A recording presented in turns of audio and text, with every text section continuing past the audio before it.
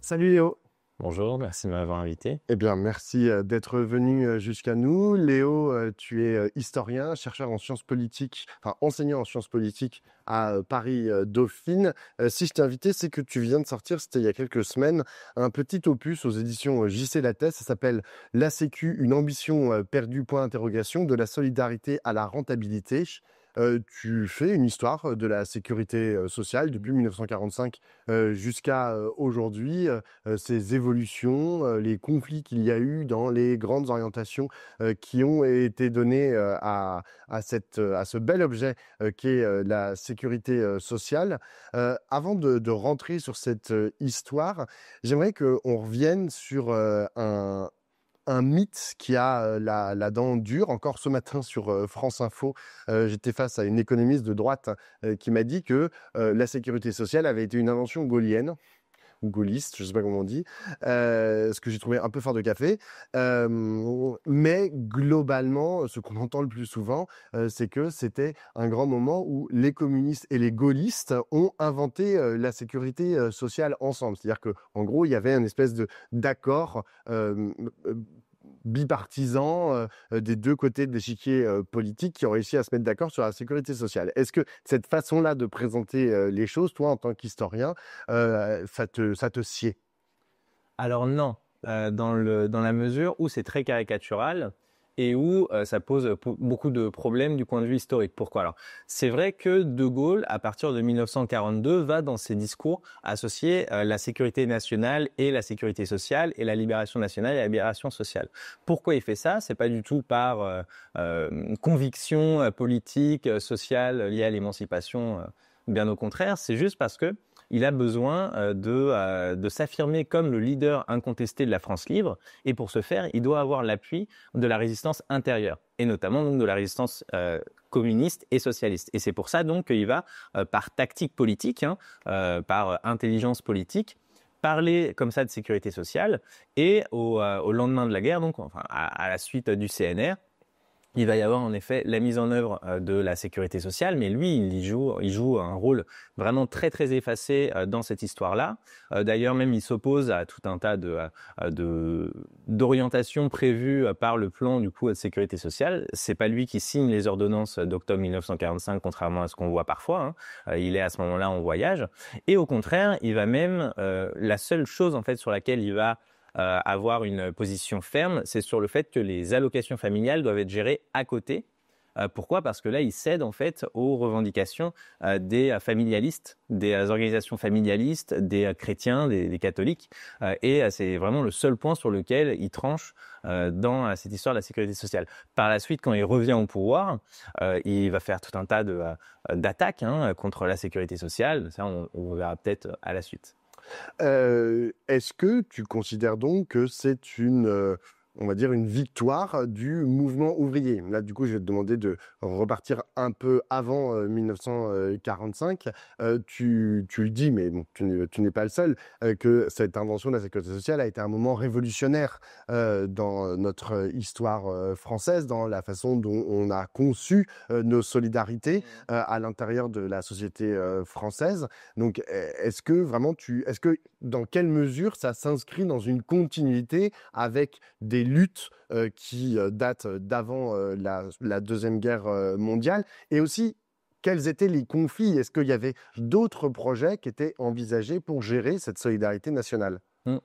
Alors, bon, dans le livre, je reviens même au Moyen-Âge, mais là, c'est sans doute pas nécessaire. En tout cas, on peut dire déjà que la Révolution française, si on veut réinscrire la sécurité sociale dans cette histoire révolutionnaire, la Révolution française marque un moment important. Pourquoi? Parce que c'est un moment de laïcisation de la charité religieuse qui avait cours auparavant, pendant le Moyen-Âge et puis l'Ancien Régime.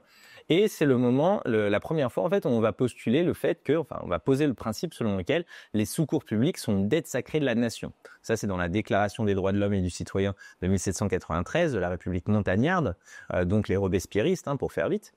Et progressivement, donc déjà à la chute des robespierristes, tout ce qui avait été mis en place à ce moment-là, les expérimentations disparaissent, c'est Thermidor, et s'ouvre un 19e siècle au cours duquel l'État va refuser d'intervenir directement dans les affaires économiques et sociales. À côté donc de ce refus, il y a un retour de la charité, de l'assistance, etc. Mais ce qui est intéressant, c'est qu'il y a aussi deux traditions qui se développent. Une tradition qu'on pourrait appeler républicaine, qui est liée justement à cet héritage de la Révolution, qui revendique une protection sociale universelle reposant sur la solidarité nationale, donc ça c'est d'un côté, et de l'autre il y a aussi une tradition qu'on pourrait appeler ouvriériste, dans le sens où elle est née dans le monde du travail, avec notamment les caisses de secours mutuels qui se développent à ce moment-là, et qui sont en même temps des caisses de résistance à la répression patronale et étatique, parce qu'elles sont clandestines, elles sont interdites. Donc ça, c'est un moment important, du coup, ce 19e siècle, parce qu'il y a ces deux traditions qui se développent un peu en parallèle. Bon, je passe très vite, hein, il y a beaucoup d'évolutions à ce moment-là. Et le mouvement ouvrier va un peu plus s'emparer de cette question de l'assurance sociale, notamment après leur création en Allemagne par le chancelier Bismarck. Pourquoi Bismarck crée ces assurances sociales-là? C'est parce qu'il veut freiner la montée du socialisme. Et donc, on va critiquer l'aspect paternaliste et un peu réactionnaire de cette création-là, mais en même temps, on va revendiquer d'autres assurances sociales, des assurances sociales plus émancipatrices, qui sont en tout cas gérées par les travailleurs eux-mêmes. Ça renvoie à cette idée que l'émancipation des travailleurs sera l'œuvre des travailleurs eux-mêmes, hein, qu'on retrouve chez les marxistes. Et par exemple, quelqu'un comme Jean Jaurès va beaucoup insister sur cette question-là, cette réforme révolutionnaire qu'il revendique lui-même, l'idée donc d'une transformation progressive de l'ordre social par des lois, par des mesures permises par le régime républicain, mais qui doit aboutir à un horizon révolutionnaire qui est la République sociale qu'il appelle de ses vœux.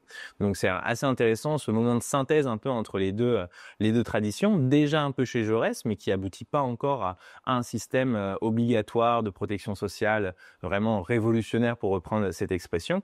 Et donc, c'est vraiment le moment 45 qui va permettre, dans ce contexte historique particulier, la création d'un système aussi ambitieux. Avec donc ces jours heureux, ce programme des jours heureux dans lequel est inscrit la sécurité sociale du Conseil national de la résistance. Quand on regarde après donc l'évolution pendant 80 ans, puisque là c'est les 80 ans de la sécurité sociale, c'est d'ailleurs, j'ai oublié de le dire, un peu l'origine de ton bouquin, hein, c'est parce que c'était les 80 ans de la Sécu. Est-ce que tu dirais que les différents gouvernements, les différentes dynamiques politiques, les différentes majorités à l'Assemblée nationale n'ont eu de cesse que de détricoter justement ce qui avait été construit au moment de la Seconde Guerre, à la fin de la Seconde Guerre mondiale?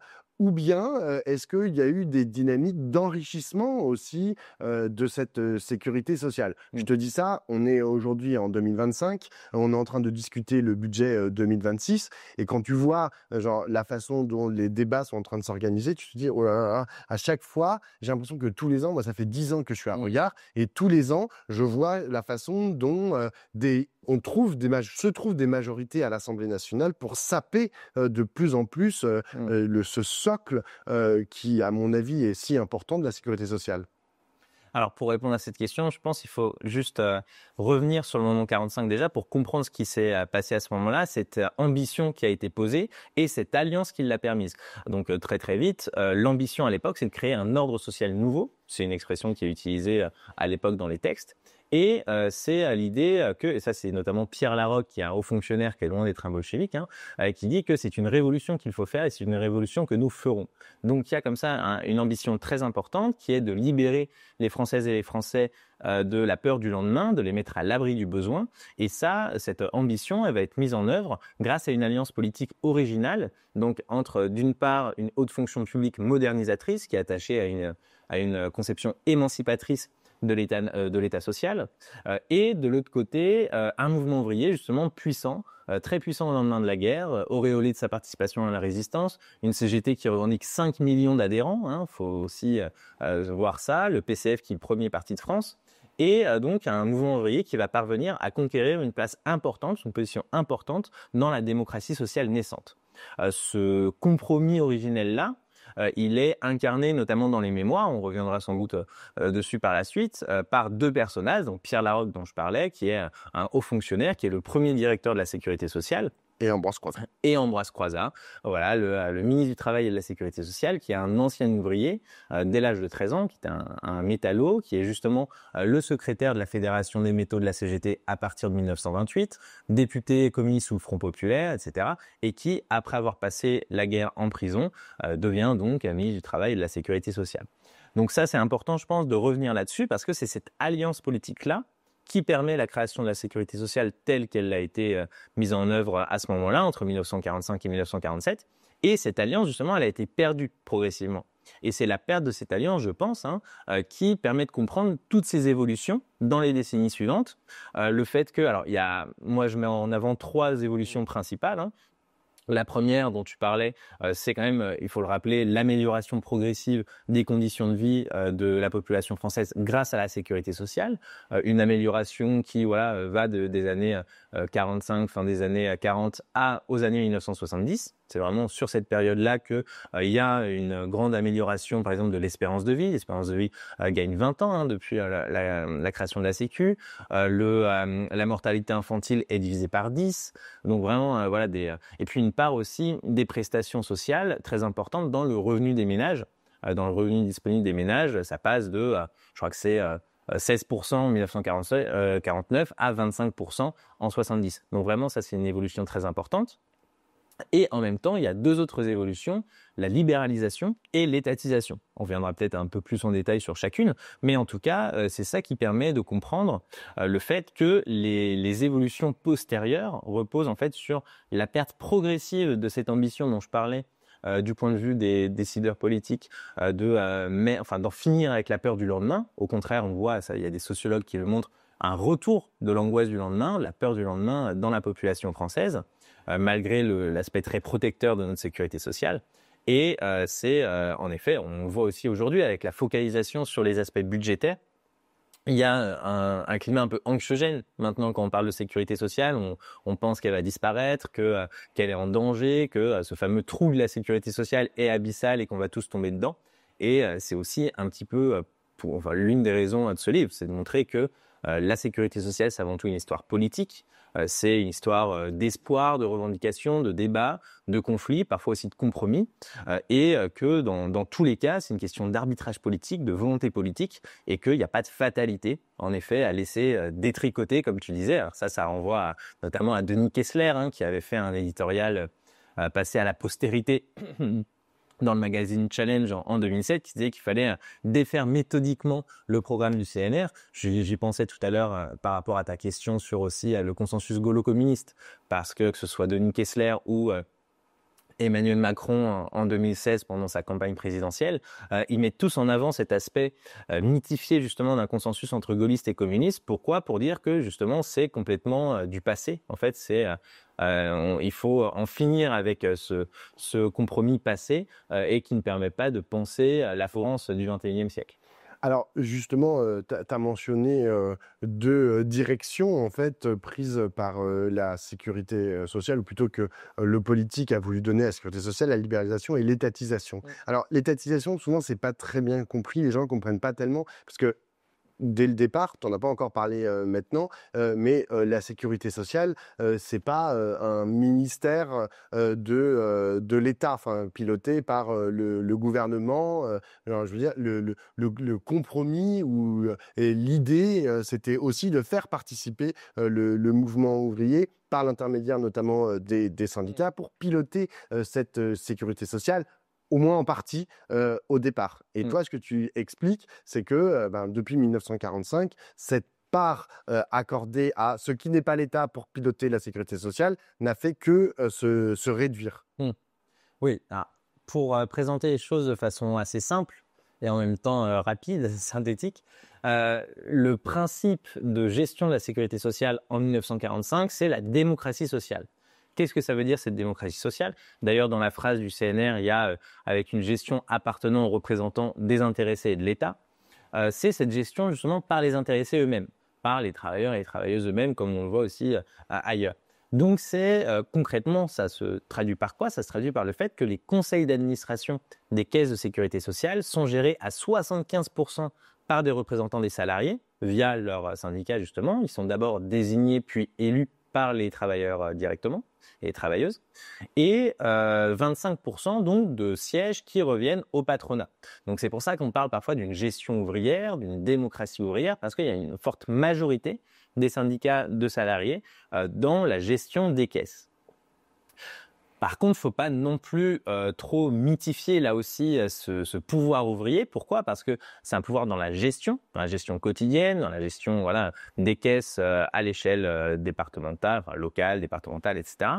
Mais l'État, en réalité, même si on dit qu'il va être à côté, qu'il va s'en tenir juste à une gestion de contrôle, en réalité, tout ce qui relève du pouvoir normatif, donc par exemple le taux de cotisation, le niveau des prestations, tout ça, ça va être décidé par décret du ministre du Travail et de la Sécurité sociale.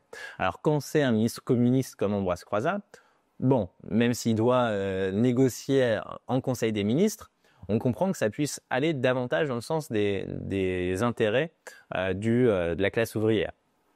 Quand c'est, comme par la suite, notamment dans les années 1950, un démocrate chrétien, Paul Bacon, du MRP, du Mouvement républicain populaire, là, on voit qu'il y a une baisse, enfin en tout cas, il y a un gel du taux de cotisation. Or, la cotisation, comme moyen de financement, ça aussi, il faut le rappeler, c'est ce qui permet d'inscrire la sécurité sociale dans le monde du travail et c'est ce qui permet aussi de justifier cette gestion ouvrière. Pourquoi? Parce que c'est un financement qui provient directement de la plus-value produite par les travailleurs, de la richesse produite donc par le travail. Et c'est ce qui permet de justifier le fait qu'il y ait une autonomie budgétaire de la sécurité sociale par rapport au budget de l'État. C'est censé garantir cette autonomie-là, le fait que la sécurité sociale ne dépende pas d'arbitrage budgétaire de l'État, enfin par rapport au budget de l'État. Donc ça, c'est un élément assez important qu'il faut rappeler. Et donc cette étatisation, alors voilà, l'État a dès le début un certain pouvoir donc de fixation, comme je disais, des cotisations, enfin du taux de cotisation et des prestations. Et il a aussi un pouvoir de contrôle a posteriori sur la gestion des caisses. Ça, c'est important de le rappeler aussi, parce que parfois, il casse des décisions des caisses. Et en même temps, les administrateurs ouvriers, ils sont conscients aussi du fait qu'il faut qu'ils gèrent bien les caisses. Et c'est pour ça aussi qu'ils critiquent parfois ce qu'ils vont appeler par la suite les charges indues. Pourquoi? Parce qu'on va faire peser sur le régime général des dépenses qui ne sont pas reliées à des cotisations, à des recettes qu'il reçoit. Et donc, la presse à l'époque, notamment dans les années 50, va dire que c'est parce que les administrateurs ouvriers savent pas faire, en gros, ils dilapident l'argent des cotisations, ils le gèrent mal, alors même que c'est à cause de décisions d'ordre politique qui viennent faire reposer sur le dos du régime général des décisions qui concernent d'autres. Mais comme quoi, par exemple? Par exemple, alors, en 1947, initialement, le régime général devait concerner l'ensemble de la population. Salariés comme non salariés, profession libérale, agriculteurs, etc. Et à cause de l'opposition de ces secteurs-là de la population, de ces groupes sociaux qui ont des relais politiques à l'Assemblée, il va y avoir, cette universalité de la sécurité sociale va se faire à côté du régime général. Donc avec les fameux régimes spéciaux dont on parle parfois. Il y aura un régime pour les indépendants, un régime pour les cadres, un régime pour les agriculteurs, etc., etc., etc. Parce que ces populations-là ne veulent pas être affiliées au même régime que les salariés, par mépris de classe, parce qu'ils disent qu'ils vont payer pour les autres, etc. Alors qu'au contraire, ce qu'on voit dans les années 50, c'est que leurs propres caisses sont déficitaires, et ce déficit-là, il est rééquilibré par le régime général des salariés. Et donc ça fait partie de ces fameuses charges indues. Il y en a d'autres, mais qui sont dénoncées par les syndicats de salariés, d'ouvriers, notamment la CGT à l'époque. Donc voilà, ça c'est un premier point. Et puis aussi quelque chose... Attends, juste, qu'est-ce qui te permet de dire qu'il y a une étatisation croissante, en fait, au cours de ces 80 ans? Parce que là, tu me dis, en fait, dès le départ, le pouvoir de décret du ministre du Travail, met un bémol, en fait, au paritarisme C'est de la gestion. Alors, c'est directement une limite à ce pouvoir ouvrier. Après, Est-ce que ça augmente? Est-ce que genre là, je sais pas, on est en oui, bien sûr. 2025, aujourd'hui, est-ce que l'État a plus de pouvoir sur la Ça, sécu qu'il en avait en ça, 1945? c'est évident, ça, c'est évident. Alors déjà, en 45, c'est pas le paritarisme, c'est vraiment la gestion, la démocratie sociale. Donc on reconnaît le fait que les salariés ont plus de pouvoir de gestion que les patrons. Donc déjà ça, c'est énorme. Et le paritarisme, alors pourquoi je peux, et je suis d'ailleurs pas le premier et loin d'être le seul à montrer qu'il y a une dynamique d'étatisation, elle se remarque à travers des grandes dates, des grandes mesures, des grandes décisions politiques. Alors, il faut donc déjà, on peut rappeler en 1967 le fait que c'est l'instauration du paritarisme en 1967 avec les ordonnances Jeanneney. Et c'est un moment important parce qu'on va revenir sur énormément de principes fondateurs de la sécurité sociale. Déjà, la caisse unique, on n'en a pas encore parlé, mais c'est une caisse unique initialement, c'est-à-dire qu'il y a une seule caisse à l'échelle départementale en général, puis régionale, puis nationale, qui prend en charge l'ensemble des risques sociaux, donc la maladie, les accidents du travail, la vieillesse ou la maternité. Ça, c'est un truc important parce que dans l'ancienne législation, il y avait une liberté de caisse et donc il y avait il y avait plus de 1000 caisses en tout sur le territoire qui prenaient en charge tel risque et d'origines différentes. Ça pouvait être les patrons, ça pouvait être les syndicats, ça pouvait être l'État, ça pouvait être aussi l'Église. Il y avait des caisses confessionnelles. Donc ça, on revient sur ça et en 1967, du coup, il y a la division de cette caisse unique par branche. Il y a différentes branches qui sont créées. Voilà.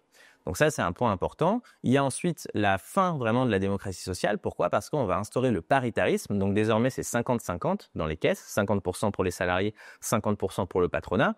Alors déjà, le patronat, auparavant, il pouvait jouer de la division syndicale parce que lui, il est unifié dans le CNPF, l'ancêtre du MEDEF, alors que les syndicats de salariés, ils sont divisés, surtout à partir de 1947 avec la création de Force ouvrière en scission de la CGT. Et donc, le patronat peut jouer parfois de cette division. Alors là, quand il a 50%, il a de facto la majorité. Et puis, il y a aussi la suppression des élections sociales. Je disais tout à l'heure que les représentants de salariés étaient élus directement par les salariés. Et en 1967, on va supprimer ça. Alors pourquoi j'insiste sur ce moment? Parce que donc déjà c'est des ordonnances. On est juste avant mai 68. Il y a un très gros mouvement social contre ces ordonnances et qui va d'une certaine façon trouver aussi une suite dans mai 68.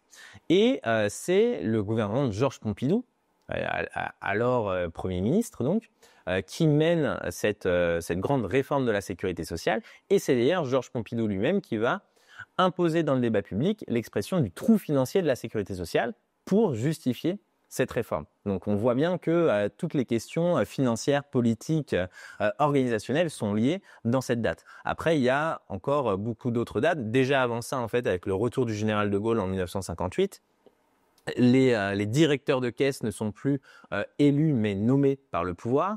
En 1960, leur pouvoir est étendu par rapport à celui du comité, du conseil d'administration. Donc on voit que c'est quelque chose qui se fait progressivement, ce retour, cette reprise en main par l'État de la gestion de la sécurité sociale, la gestion des caisses. Et ensuite, alors en 1990, on a une date aussi importante avec la création de la CSG, la contribution sociale généralisée. Ça veut dire quoi? Ça veut dire que la part des cotisations dans le financement de la sécurité sociale va baisser.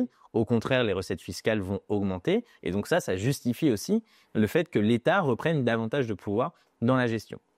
Et on a abouti à cette fameuse date. Enfin, tu parlais tout à l'heure des PLFSS. En 1996, donc, le gouvernement Juppé crée les projets de loi de financement de la sécurité sociale. Donc là, vraiment, c'est l'apothéose presque de la reprise en main du budget de la sécurité sociale par l'État. Pourquoi? Parce que c'est un projet de loi donc qui est proposé par l'exécutif pour financer la sécurité sociale, pour décider des dépenses et des recettes, et qui est ensuite discuté, voté par le Parlement. Donc on a comme ça une reprise en main vraiment de l'État et qui, par la suite, se développe de façon encore plus parfois brutale à travers une gouvernance étatique mais un peu managériale de la sécurité sociale à partir des années 2000. Où il va y avoir une gestion vraiment inspirée du nouveau management public, avec la définition d'objectifs, avec des moyens d'évaluation aussi. La rentabilité. Exactement. C'est ça qui te permet de dire qu'on est passé à une logique de solidarité, à une logique de rentabilité en 80 ans, quoi. Exactement. C'est le fait qu'initialement, on va fixer des besoins, on va identifier des besoins et on va les associer à des droits sociaux universels, hein. Et on va passer donc de cette logique-là à une exigence inverse de réduction des dépenses. Et en même temps qu'on va réduire les dépenses, on va aussi réduire les recettes. C'est toute la politique d'exonération de cotisations patronales, par exemple. C'est ce que certains appellent une politique de la caisse vide, pour montrer donc qu'en même temps qu'on réduit les dépenses, on va réduire les recettes, alors même que l'équilibre financier de la sécurité sociale, c'est des dépenses et des recettes. Et donc, c'est ça qui va aussi créer un peu artificiellement le trou de la sécurité sociale. J'ai une dernière question, Léo. J'avais rédigé une question liant la crise démocratique de la sécurité sociale, puisqu'en fait, ce qu'on voit dans ton livre et dans ce que tu dis, c'est qu'il y a une récupération par l'État, mais aussi par le capital de cet outil qui est la sécurité sociale, qui sont en train de transformer. Et je voulais te poser une question là-dessus. Mais en fait, je vais te poser une question peut-être encore plus profonde. Est-ce que tu considères que la crise démocratique et politique que l'on est en train de vivre et que l'on vit sûrement depuis des années maintenant, est-ce que dans une certaine mesure, elle n'est pas liée à la rupture j'allais dire de cet idéal, mais de ce qu'a été la sécurité sociale? En gros, comment est-ce que tu lis la LIES, pardon, les évolutions de la sécurité sociale et les évolutions en gros, le ressentiment et la colère qui peut exister dans le peuple aujourd'hui? Alors, on peut le lier déjà par rapport au degré d'attachement de la population française à cette sécurité sociale. Je cite dedans un sondage récent qui montre que 88% de la population française se déclare très fortement attachée à la sécurité sociale. Donc, on voit que c'est un élément clé de notre pacte social républicain, qui a un très fort attachement de la population française. Et en même temps, on voit qu'il y a une peur un peu, ce que je disais tout à l'heure, une forme de sentiment qu'elle est en danger, et que les politiques ne sont sans doute pas complètement innocents, en quelque sorte, dans cette menace qui pèse sur la sécurité sociale. Alors, si j'essaye de répondre un peu plus précisément à ta question un peu profonde, hein, en effet, on peut aussi voir dans les mobilisations contre la réforme des retraites, par exemple, en 2023, ce hiatus-là, en quelque sorte. Et je pense que cette réforme-là, elle illustre bien la gouvernance étatique, mais antidémocratique même, à ces questions de sécurité sociale, de retraite, parce qu'on passe par un 49.3 et même par le détournement d'un PLFSS rectificatif, etc., mais donc qui était presque contraire à la Constitution, en tout cas selon certains constitutionnalistes.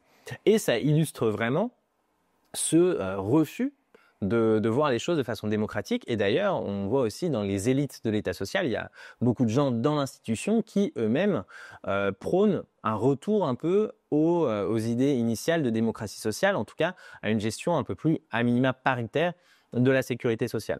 Donc ça, c'est vrai que c'est un élément intéressant et qui peut en effet comprendre la crise démocratique. Parce que à partir du moment où on vote, où on manifeste et où en retour, on se prend en effet alors aussi bien de la répression policière hein, que des mesures aussi antidémocratiques, ça ne peut nourrir que la désaffection des citoyens et des citoyennes envers le politique qui a pris en charge ces questions-là et qui a repris en main vraiment ce qui initialement était censé appartenir aux intéressés eux-mêmes, à savoir cette protection sociale, parce que la sécurité sociale en 1945, contrairement à ce qu'elle était auparavant, elle s'inscrit contre le paternalisme, qu'il soit étatique, religieux ou patronal, et au contraire, c'était une grande œuvre d'émancipation individuelle et collective.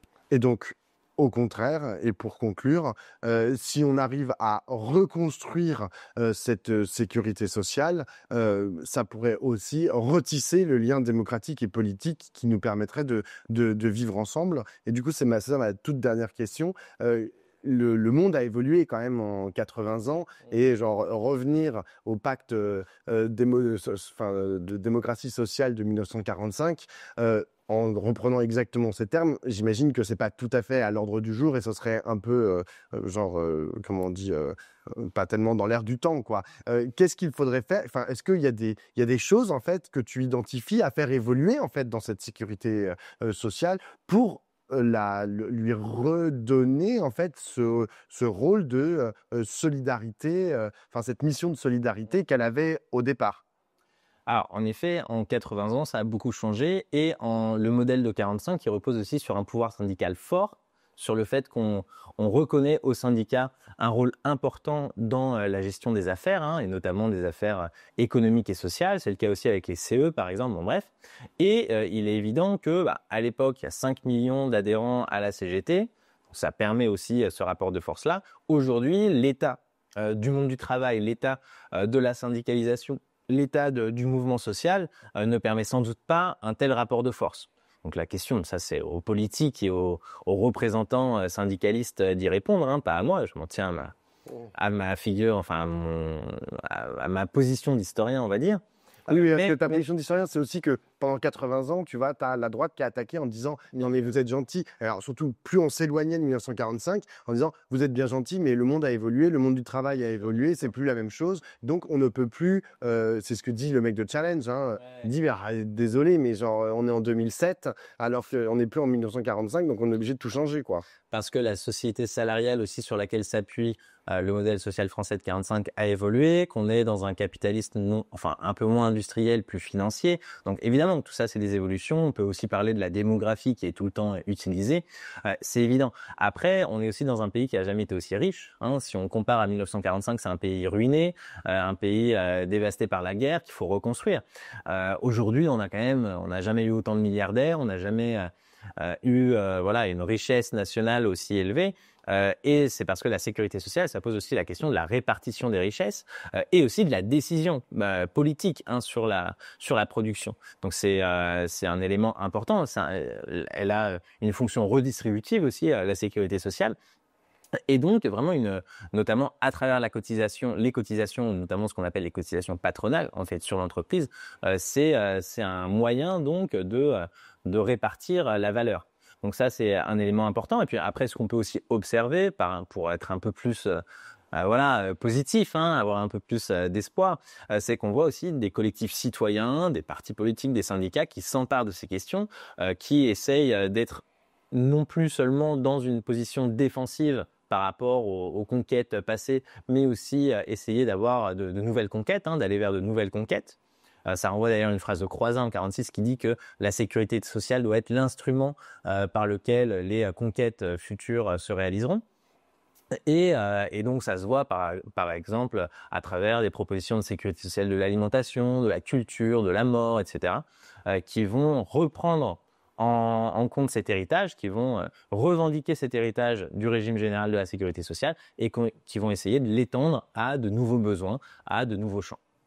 Bah, merci beaucoup, Léo. Je rappelle le titre de ton ouvrage, La Sécu, une ambition perdue, de la solidarité à la rentabilité, aux éditions JC Lattès. Merci beaucoup. Merci à toi.